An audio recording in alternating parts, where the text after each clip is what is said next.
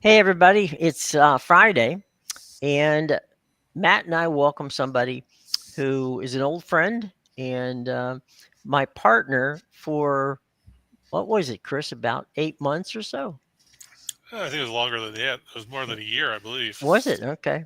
We used to come on every day at 2 o'clock, so this was our time slot. So, anyway, um, welcome to the show, Chris. Good to have you. Glad to be here. There you go.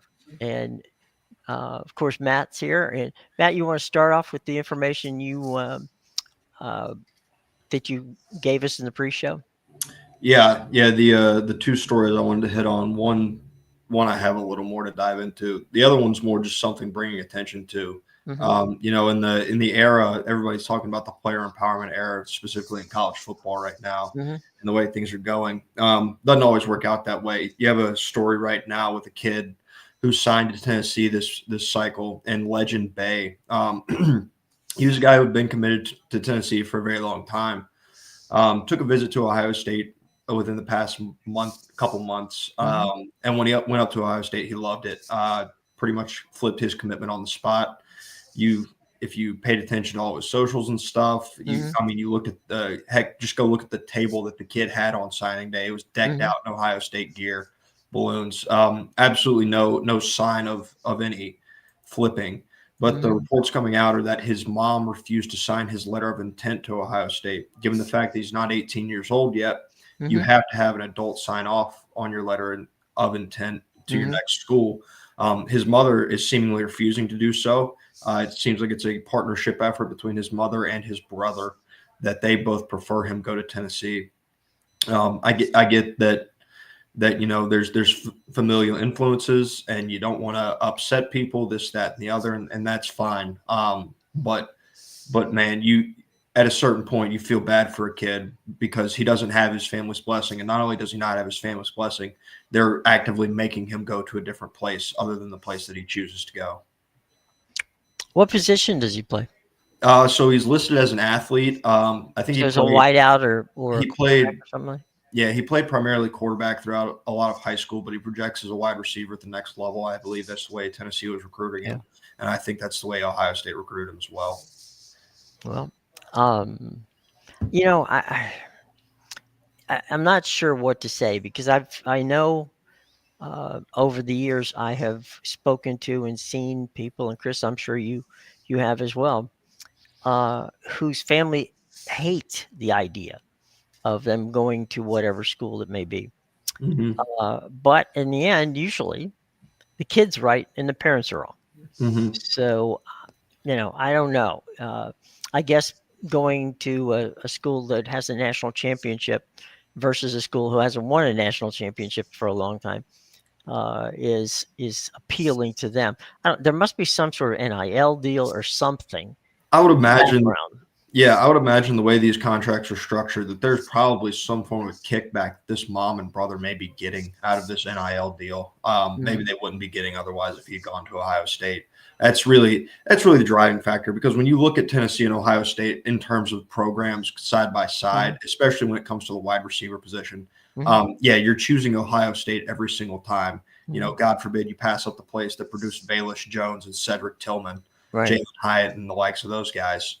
Real studded class compared Right. to Marvin Harrison Jr., Chris Olave, Jackson Smith, and Jigba. The list goes on and on. Right. Um, Chris, go ahead, Matt. yeah, Finish it what you thought. just a wild scenario and one that's honestly sad to see because it's something that has a real potential to drive a wedge just in a family dynamic of itself. I mean, Sure. even in a case of like a Jacob Copeland back in the late 2010s, he was sitting there and his mom was sitting next to him. She had a Tennessee beanie on and an Alabama sweatshirt on, and he picked up the Florida hat and she walked out of the ceremony. Eventually, they smoothed things out, Hmm. but he still got to go to the place that he wanted to go, and I think that's such a big sticking factor on this. Chris, it's a different world these days in college football. Oh, for sure. I mean, just look back a few years ago when Aleva went to Tennessee, and now he's chased the money to go to UCLA with the NIL. The NIL has set the world on its ear, basically. And if I'm Legend Bay at this point, I'll just wait till I'm 18 and sign the deal myself when that comes about, instead of getting screwed over and getting shoehorned into a place I don't want to go. Mm-hmm. Yeah, it is interesting because he turns 18 in I think 3 weeks. So I did find it interesting that he wasn't delaying the process. I think when he put something out, he may have just said it's essentially he's just trying to appease them in this decision. I wouldn't be surprised if a year from now he's in the transfer portal. Yeah. Spurrier told me a story one day about recruiting this kid from Tennessee, and he went, and the kid told him he wanted to go to Florida, and then he said, "You know what? My mom is not going to want me to go to Florida. She's going to want me to go to Tennessee." So Spurrier goes to the house, sits down, and says, "Look, your son wants to go here. We want to have him here. We promise we'll do everything to make sure you take care of him, and he's a good kid, blah, blah, blah." And so at the end of the Spurrier spiel, she said, he's going to Florida, but it's over my, you know, it's over my head. His father signed it. He goes, under normal circumstances, I would never let him go play for you. Mm-hmm. And, in that case, the kid got what he wanted. And by the way, went on to do very, very well. And the mom, came around. But, with this NIL, this stuff, you've got situations where people will promise things to to the family. And, what's Ohio State doesn't have to promise you anything. You go up there and you're, as you just said, enlisted the receiver room in that at Ohio State, basically is a first round draft choice factory. So, I guess, well, we wish him well, however it turns out. So, anyway, all right, boys. Let's talk a little football. Oh, wait, one last thing. Let's talk about the new Penn State, hopefully Penn State new head coach. And you were saying what the story broke just a few minutes ago? Yeah, so it broke, I'd say probably about an hour ago, somewhere in that neighborhood. Pete Thamel reported that Penn State is finalizing a deal with Iowa State's Matt Campbell to become their next head coach. Mm-hmm. I put this out yesterday on X. I said, Pat Kraft kind of stumbled his way into a win, it feels like, on this one. Mm-hmm. Kalani Sitake never really felt like a guy that would necessarily fit at Penn State, but it fit the mold that they were going after, and so does Matt Campbell. They've gone the same path both times in their last two hiring cycles. You think about James Franklin, why'd they hire him? He overachieved it at Vanderbilt relative to what he was given resource wise. Mm-hmm. Same goes for Matt Campbell. I went through and I did the math. The average recruiting class ranking of Matt Campbell's, 11 classes that he's listed as the head coach on, which is 16 to 26. He averaged 55.8 in the national rankings. He was the Big 12 Coach of the Year 3 times, the MAC Coach of the Year once. He's got an overall 107-70 record as a head coach. He was, 72-55 during his time at Iowa State. He overperformed relative to expectation at Iowa State. He did a really good job there. And if Penn State is going to pour the exact same amount of resources into Matt Campbell's tenure that they were promising to Kalani Sitake, then you would expect those results to translate very well into the Big Ten, especially with that kind of buy-in from the program as you would expect. And so he was a really good coach when he didn't have a lot. Now you get to see if he's going to be a great coach when he gets the resources to do so. What do you think, Chris? Good hire? They could have done a lot worse. I mean, like Matt said, Sitake didn't really fit in that mold. Could they have gone a different direction? I mean, the people were talking about Caleb DeBauer, who I couldn't see leaving Tuscaloosa right now. Mm-hmm. We've heard a lot of other names get thrown around, but Campbell's probably, he's got the blue collar mentality that fits in what State College is in Western Pennsylvania. Yeah, it's. I think he'll do well. I don't know if they're going to be a contender right away. It depends on what kind of recruiting he can pull in there. Well, they have a horrible recruiting class. Yeah, I think it was 146 or something. Yeah, worst in the power conference, worst in the FBS. They only signed 2 4-star recruits. It's going to be it's going to be relying on roster retention and how he's able to backfill in the transfer portal once he gets there. Yeah. All right, boys. One other thing. Matt Campbell's a Jimmy Sexton guy. That's what I was actually actively looking up. I thought it was interesting based on the notes. Yeah, it's a CAA deal.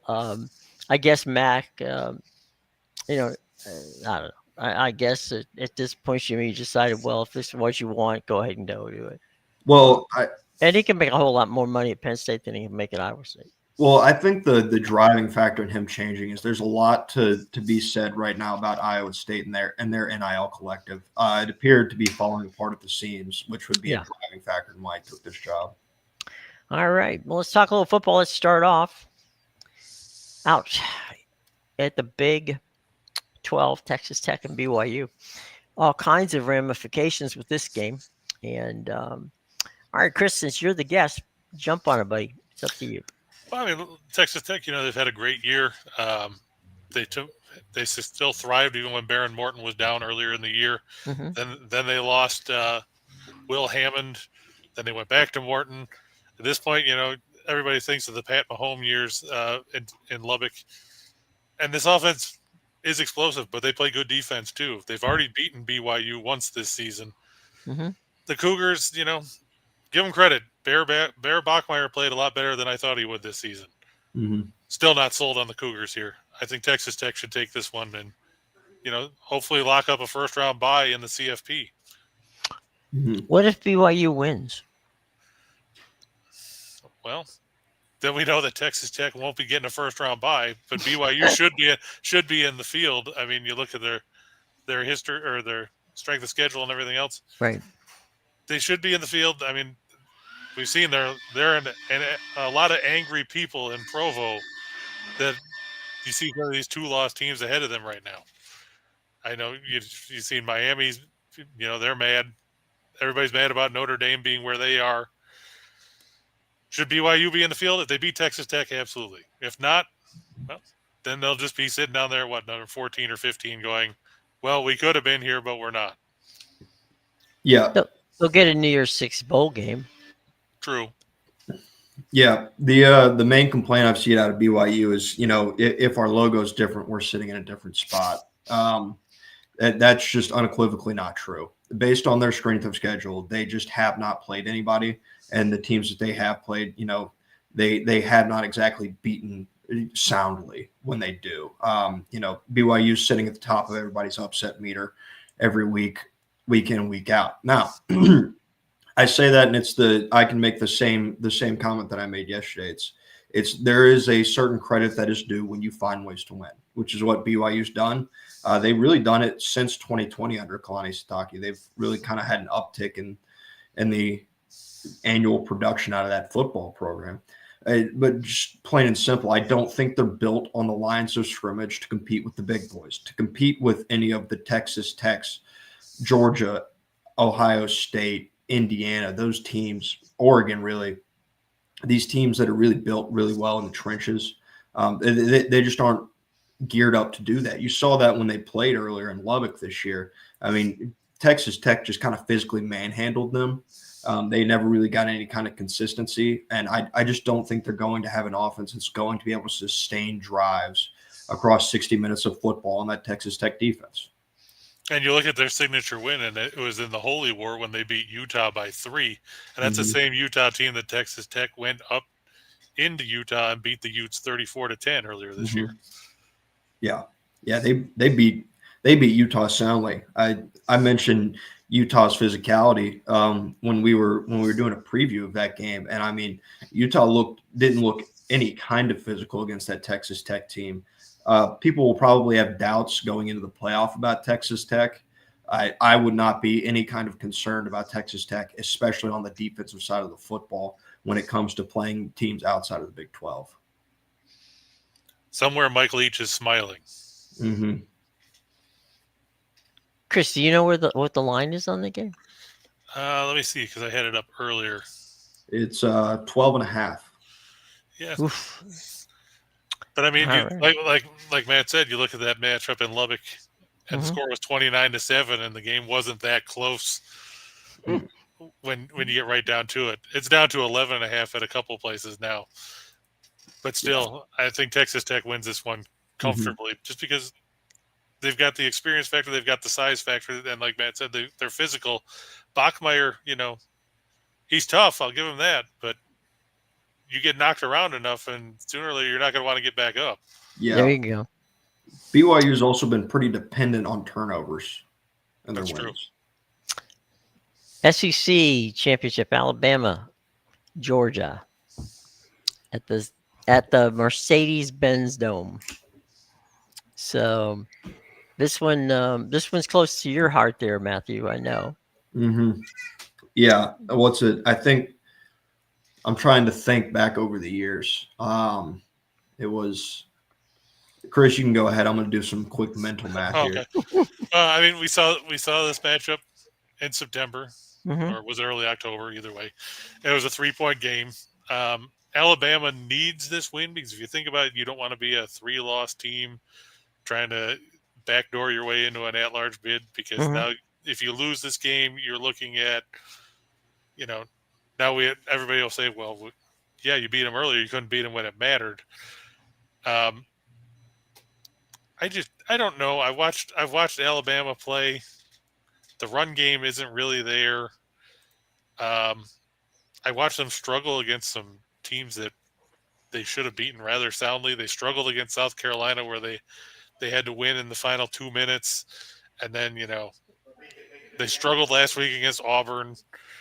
They lost to Oklahoma. I mean, who have they beaten lately that makes you have any confidence? They lost, like I said, they beat Eastern Illinois. I'm sure everybody was really amped up about them beating the Leathernecks. Ty Simpson is good. He's played well at quarterback, but the leading rusher, Jam Miller, 493 yards. He's barely averaging 4 yards a carry. Their leading receiver is Bernard, who's they've used as a kind of almost like in a Dave Meggett type of role or something like that before. I like Georgia here. They're still an experienced team. Gunnar Stockton's done a good job running the offense there. They're tough. We know Kirby Smart can win big games. I mean, you don't win back-to-back titles without it. I mean, they didn't look great against Georgia Tech, but rivalry games are what they are. They beat the doors off of Texas. They've beaten Ole Miss. They beat Tennessee. They've got some good marks on their resume, and I think they're out for revenge here because they want to avenge that loss at home, because it snapped, what was it, a 30 or 31 game winning streak at home for Georgia at that point. I think the Bulldogs get revenge. I think they're going to pull this one out. Probably win by 7. I'm going to toss a trivia question out there. Do any of y'all know who has lost the most head coach? As a head coach, okay. Saban. It was Kirby Smart.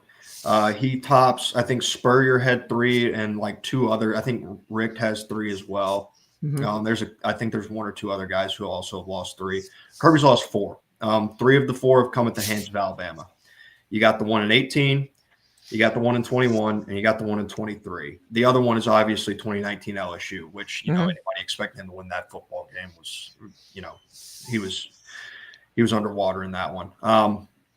No, but he's lost 3 times to Alabama in this spot, and at this point, it's a 1-7 record. I saw Joel Klatt like when are people going to start talking about Kirby Smart's record against Alabama? Man, in the South, it's all we talk about. I think it's all anybody talks about when they see this. And last year, when they're facing off, they're like, well, hey, Saban's not here. Well, they lose that one. Again this year, well, Georgia's at home. Well, they lose that one too. They have found ways to lose these football games because Alabama has made the key plays when they've needed to, and Georgia has not. Like there are key plays that I can point to in every single game that just have went Alabama's way, and they've all gone Alabama's way in those losses. I mean, think back to the national championship in 21. The key play finally went Georgia's way. When you get the explosives the way Georgia did in that national championship. that hasn't really happened in favor of Georgia. You may think of that comeback last year where the explosives started to trend their way. Then they come back and punch back with that Ryan Williams touchdown. There's another explosive that goes Alabama's way. This is a Georgia team that's got better. They're hurt. They're missing Drew Bobo, their center, which is you listen to people talk. That is the key piece to their offensive line. It's so much more complicated than playing guard or tackle. Those positions are important as well. This one has a little bit more on it. You're in charge of snapping, down in, down out, checking protection, stuff like that. Big loss for Georgia, no way around it. Alabama's banged up too, though. They're missing Kelby Collins. They're missing LT Overton that are officially out for that game. Jam Miller is questionable. Josh Cuevas is questionable. Cam Dewberry is questionable, an offensive lineman. And then Ryan Williams has been non-existent over the last couple of weeks. But all that doesn't matter because I fully expect Ryan Williams to do what Ryan Williams has done in these spots. I mean, it's just something where something seems to be trending one way for Alabama towards an end of a season. You may look like, well, they're trailing off.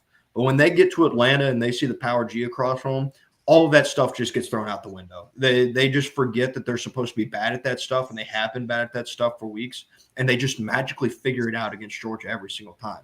They're a team that hasn't thrown the ball deep well. They can't run the football consistently. And yet I just quite frankly don't think it's going to matter. Alabama has found a way every single time. And even though Kirby Smart is 3-0 in revenge games, in-season revenge games, he did it in 21 against Alabama. He did it in 17 against Auburn. And last year they played Texas twice. They won both of those. So if he plays a team twice, he always wins the second matchup. But it's Alabama. And at some point, that has to matter. And that 1-7 record has to matter. And so until Kirby Smart beats Alabama, I'm going to have to see it to believe it, and I will continue to pick Bama. Tell you what, we'll be right back after this from Zach Bobo's Realty, and we'll take the other games on.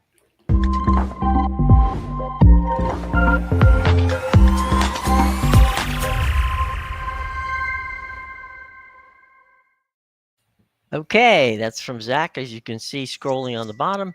If you want to get in touch with him, there's his phone number. If you need a house in Georgia, anywhere in the Southeast, by all means, check out Zach.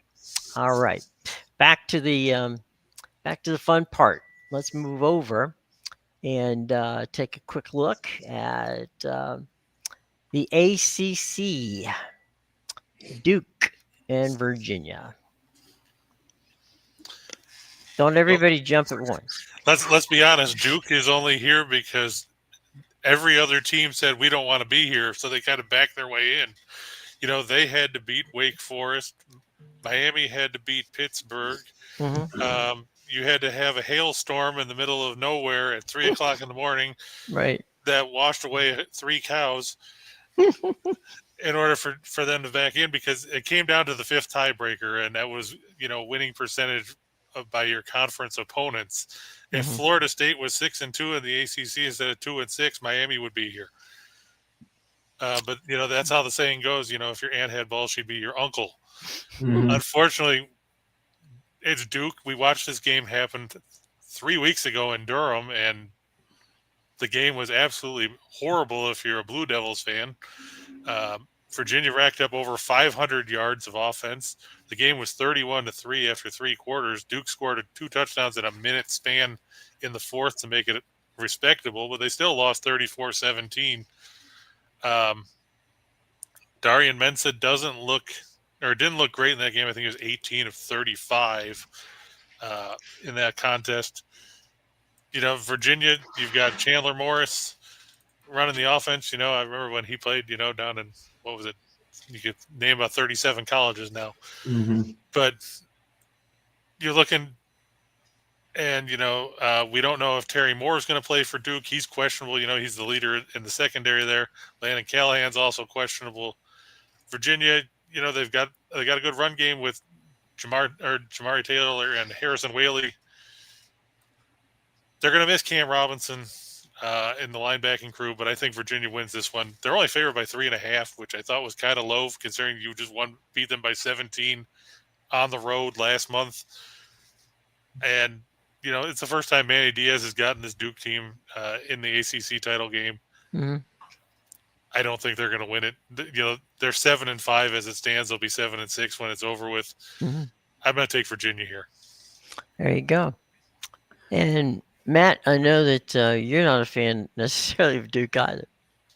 Yeah, I talked about BYU, and you've got to give credit to teams that find ways to win. Mm-hmm. The same goes for Virginia. They've been called the cardiac calves all year. They've found ways to win in a lot of tight spots. I think when Florida State everybody was really high on Florida State. They went over there, in a Friday night football game, and Virginia walked them off. Mm-hmm. That's really where that whole thing kind of started for them.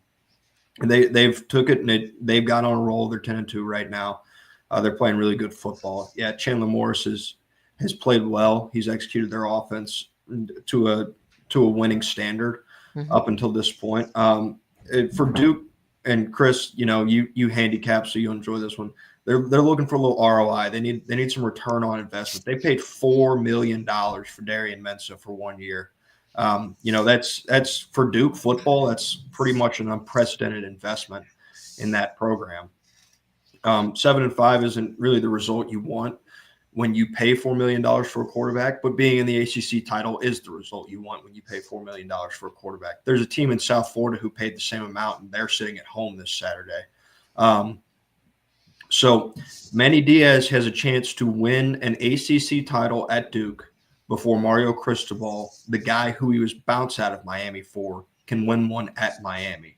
What a statement! Really kind of a revenge, almost in a way, for Manny Diaz, vindication, if you will, on what Miami believed in that he could do. And on the other side of things, chaos reigns supreme in college football. Mm-hmm. I'm going to pick Duke because chaos does reign supreme. Everything, you look at it on paper, you expect Virginia to win. Virginia's favored, not by a lot, but they're favored. The injuries that Duke's facing, this, that, and the other, it just isn't going to matter. I'm rooting for Duke because I'm rooting for chaos. I have to root against chaos just because I look at the fact that everybody wants to talk about how Duke is good offensively. Sure, they scored 30 points 8 times this year. You know what happened on the other side of the ball? They gave up at least 30 points 7 times. Mm-hmm. They're ranked 97th in the nation in scoring defense. They let Virginia score 34. We're not talking about a Virginia team that, they like to grind the clock. They ran for 224 yards in the first meeting against Duke. Duke ran for 42. If Duke runs for 42 yards again, you might as well turn this game off by the time the first quarter's over because Duke's going to be out of it. Yeah, I just don't see them doing enough on the defensive side of the ball to win this ball game. I think I'll be on Netflix when that game's on. I was about to say it was kind of you to assume that people were going to turn it on in the first place. There might be 7 or 8 people. Yeah, this is one of those friends and family games. Mm-hmm. Yeah, and a title game, by the way. Right. You get what you pay for there in the ACC. I wonder if they checked after paying him the $4 million if he had wide receivers who could and running backs who could help him. If you're a great, you can be a great quarterback if there ain't nobody to throw it to, then it doesn't really matter. Mm-hmm. Yeah, I'm more excited about the Troy James Madison game than I am about Duke Virginia. But let's talk about that for a sec. There's then there's North Texas and Tulane too. There's a couple of really good, group of 5 or 6 or 17 or whatever they call it now, games, and they play tonight. So have at it, Chris. You want to talk about that game? Go ahead. Well, I mean, you look at James Madison. They're one of the few teams in the nation that you can say they're in the top 15 in the nation in scoring offense, in the top 15 in the nation in scoring defense. Mm-hmm. Bob Chesney, he's going to stick with the team throughout the rest of the thing. He signed agreed in principle to sign a 5-year deal with UCLA, who we know needs a coach. Yeah, because obviously Deshaun Foster wasn't it, and neither was Tim Skipper. Mm-hmm. But this is a good team. They've got a 1,000-yard rusher in Wayne Knight. They've got Alonzo Barnett, the third, running the offense. Troy, I got to give credit. I didn't think they were going to do anything this year, considering they couldn't decide if it was going to be Goose Crowder under center or Tucker Kilcrease. So they kind of bounced back and forth. Crowder played last week against Southern Miss, threw 3 touchdowns. But let's face it, this is a Troy team that allows teams to control the clock, and they give up big chunks of yards. And I don't think, from a handicapping perspective, you look at the number and you get scared because James Madison is favored by, roughly 4,708 points. It's really 22.5. But I don't see Troy. Troy's a middle of the pack team on both sides of the ball. I don't see them being able to move the ball enough to score, and I don't see them being handling things well enough to slow down James Madison either. And there's a chance where, depending on what happens with North Texas and Tulane, James Madison could, if they win this game, could back in as the power or the group of 5 highest ranked conference champion if things break right. Yeah, that game, by the way, for those who want to watch it, is at 7 p.m. tonight on ESPN. Armin Sherloth and Andre Ware on the call. Former Heisman winner Andre Ware. That's right. The American, North Texas and Tulane, these are 2 ranked schools, albeit toward the tail end of the 20s, but they're there. And both coaches who took jobs at other schools are going to coach tonight's game for each other. So this is the last time at North Texas, last time at Tulane for their coaches who are all moved on to bigger and better things. And I'll tell you what, Drew Mestermaker has played really well for a freshman quarterback. I don't know how much you've seen him, Matt, but when you throw for almost 4,000 yards and you've got a TD to interception ratio better than 7-1, it'll be interesting to see what John Sumrall can cook up defensively against him. He's Tulane. The 2 games they lost. You're looking at sure they got blown out by Ole Miss on the road. You'd expect that. But then you have 48 points to Texas San Antonio, and this isn't the Texas San Antonio when Frank Harris was running the offense. You're down to Luke McCown or whichever McCown it is, because there's 48 of them, and they're usually all backup quarterbacks. They got better down the stretch. They beat Memphis, they beat FAU, and then they beat Temple and Charlotte, which is kind of like, to quote Gene Smith back in the Ohio State days, when we talk about Boise State, we don't play the little sisters of the poor, but that's pretty much what those 2 schools are in the AAC. It'll be interesting. I really like the explosiveness of the North Texas offense. I'll be interested to see if the experience of Jake Retzlaff, after spending the first part of his career at BYU, if they can hold the ball long enough to keep North Texas in check. Yeah. Just as a couple quick coaching notes on these games we're talking about, James Madison has agreed in principle on a deal to bring Billy Napier in as their next head coach. Oh God, that's a downgrade. Yeah. And then everything points to, from all the reporting that's been done, it appears that Blake Baker is getting ready to accept the job at Tulane as well. No, in terms of this matchup, you talked about Eric Morris and what he's done at North Texas in terms of their offense. Mestermaker was a 0-star recruit coming into North Texas. I mean, he found this kid out of nowhere. It was ridiculous. But then you go and you look at Eric Morris's coaching pedigree and you see who he has coached and who he's produced on that offensive side of the football, or at least played a part in producing. It's a very, very, it's a good pedigree that he has in terms of the offensive side of the football. He's going to carry that to Oklahoma State. In terms of tonight, North Texas has been good. North Texas has won a lot of their AAC games. There's a reason Tulane's going to be favored in this football game. They see Tulane as a better built out team in terms of well-rounded. I talked about the physicality with Texas Tech and why am I blanking? BYU. I think again it's going to play a factor here at Tulane. That Tulane is a much more, they're built like a Power 4 program in terms of where they are athlete wise and in the trenches. They are built to compete at more of a Power 4 level. I just don't think the same can be said for North Texas as far as their entire roster. And you kind of feel bad for Navy because they were the other team that was 7-1 in the conference and ended up on the outside. Yeah. They'll They deserve. they still have their most important game ahead of them though. That's true. And Jim, and Yep. Pete Medhurst, God rest his Oh soul, will be yes. watching. Yeah. Well, and on that same broadcast crew was Feinstein. That's true. So they lost both broadcasters and friends. Pete came on my Matt with Chris and I, and I don't know if you remember this, Chris, but remember he was in his car Yeah, driving. or he was driving a Colgate. No, he's driving to a Caps game. Oh, that's right. But he also was. He also. Oh yeah, We another time. yeah, we talked about Colgate when he was driving down Old Route 11 on the way to He, Hamilton. Talking he about had how he had his phone on, the video of the phone, and we're like, don't talk to us. You take that turn. It's like get going. Well, we missed both of them a lot, and one other, the Mountain West tonight, UNLV and Boise. Dan Mullen has done a pretty good job out there. I'm happy to see it. Danny's a good guy out at UNLV.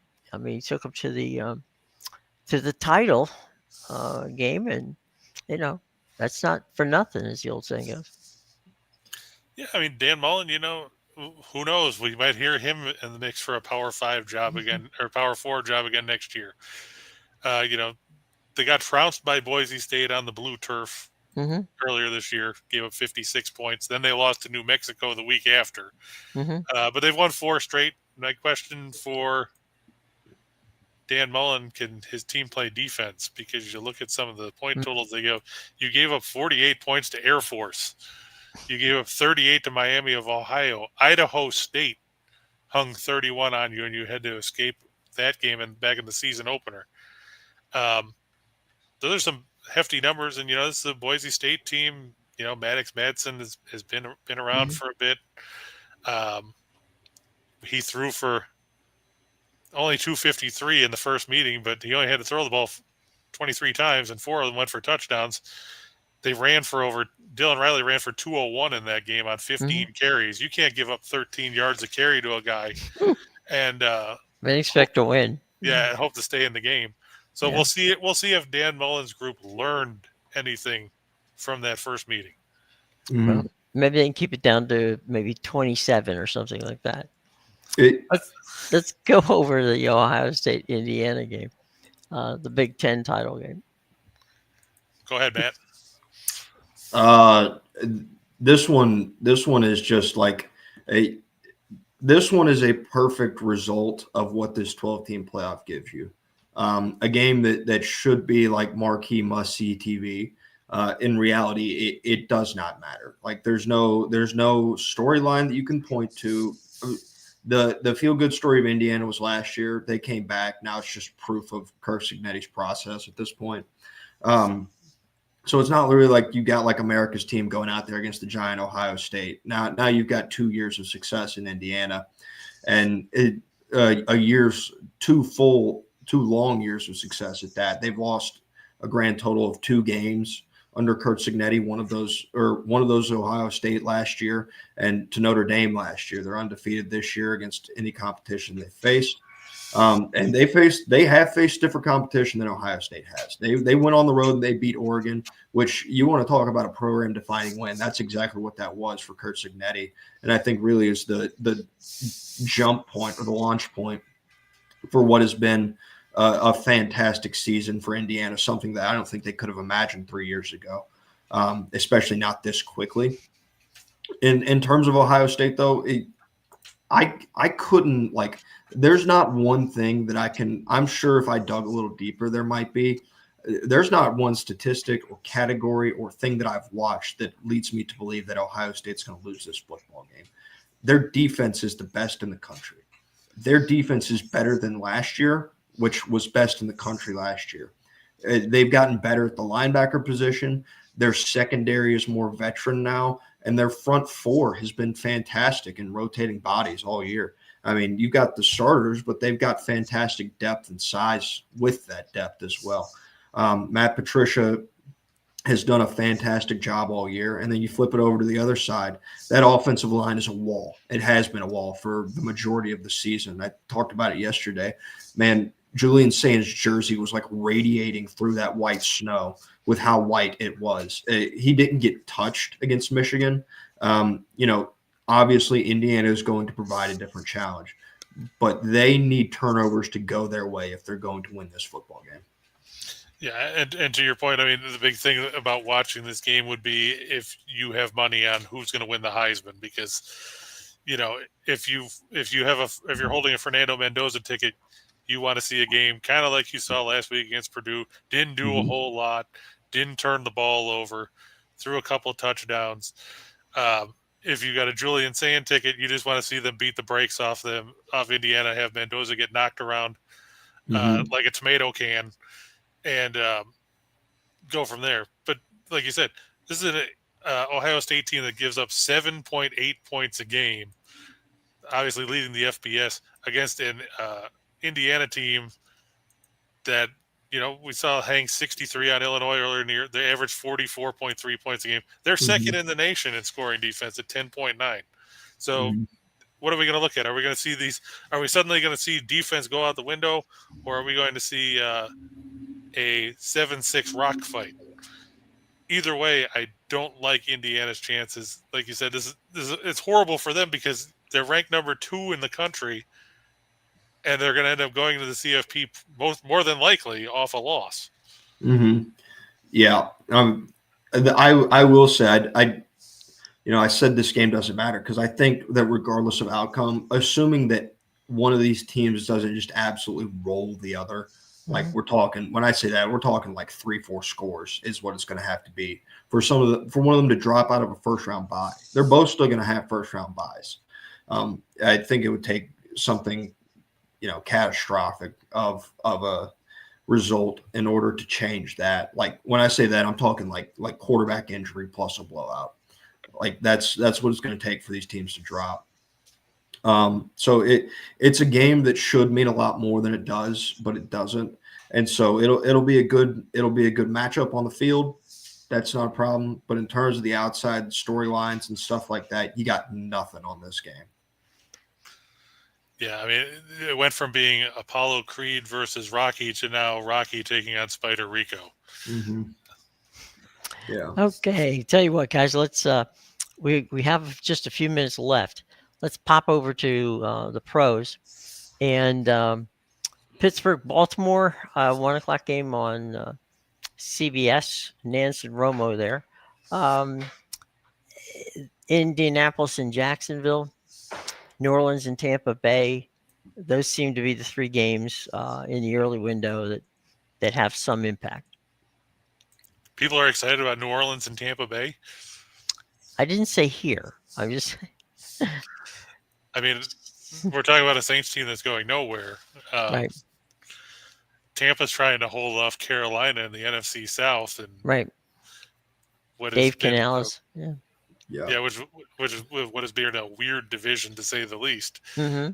I figured, if you were going to talk about a game in the 1:00 window, it would have been, Cincinnati, like Buffalo. Well, just because of the fact that people are still talking about how Cincinnati can back their way into the playoffs if they just win out. With the way the rest of that division is played, because you watch Baltimore keeps tripping over themselves, Pittsburgh can't stop the same play if you run it 35 times. Mm-hmm. I don't know if either of you watched the game last week, but Buffalo ran the same play, duo mesh 29 times for like 175 yards. Mm-hmm. And when you've got TJ Watt in the press conference after the game going, I've never seen a team run the same play that many times and have that much success. What in the world are you thinking defensively that you can't change up something to come up with a stop? I'm not sure at that point. And now you're looking at, you go from James Cook, now you're staring down Derrick Henry in the face, who hasn't been as good as he's been in recent years. But do you think if I'm Derrick Henry, I'm showing them the tape of what happened last week, and telling Todd Monken, I better get the ball 30 times. This is a Pittsburgh team that they have no real offensive threats. We saw Rodgers struggle last week. if you take away DK Metcalf, it's throw up a prayer and hope that somebody gets out there. I guess they might play Adam Thielen this week and see if he does something. I just think playing in Baltimore that this Pittsburgh free fall is going to continue, and the chance for Mike Tomlin to finally get fired are going to get louder. Yep. All right. Some final thoughts, guys, before we get out of here today. Go ahead, Chris. You're the guest. Oh, it's okay. I'll defer to the second half. Okay, go ahead. You're receiving, Matt. Go ahead. I'm gonna stick with pay attention to the games tonight. The championship games tonight mean as much, if not more, than a lot of the championship games that you're going to turn on tomorrow.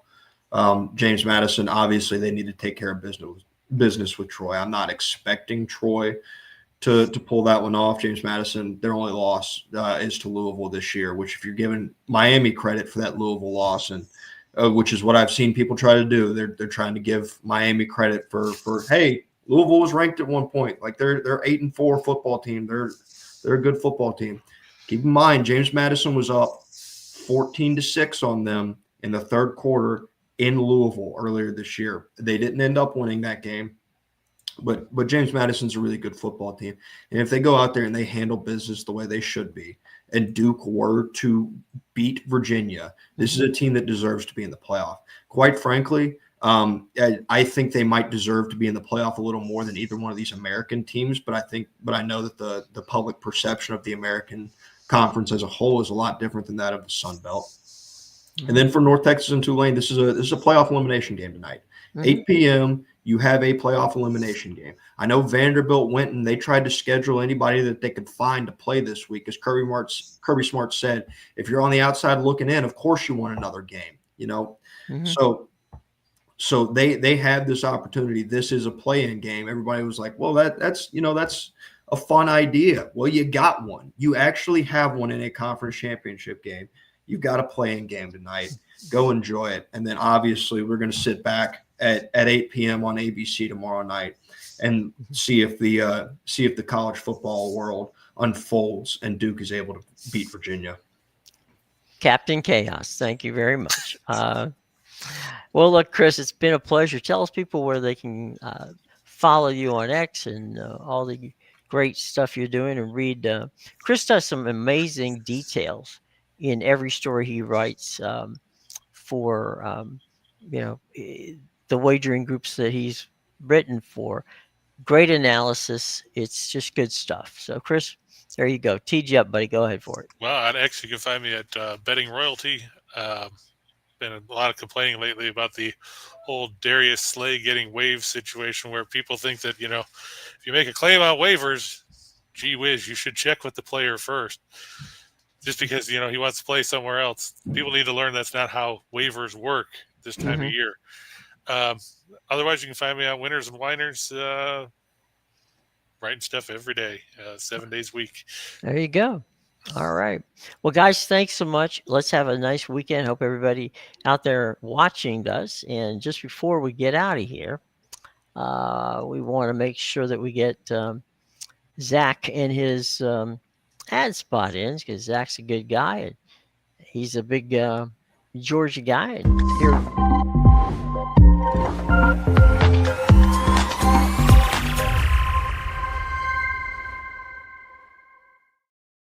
There you go. And there's a call right there, so you can get the phone number. And that way Zach can hook you up. All right, boys, you guys have a great weekend. Thanks again, Chris, for joining us. We greatly appreciate it. Matt, as always, a pleasure to be with you. And we'll be back on Monday, everybody. Take care.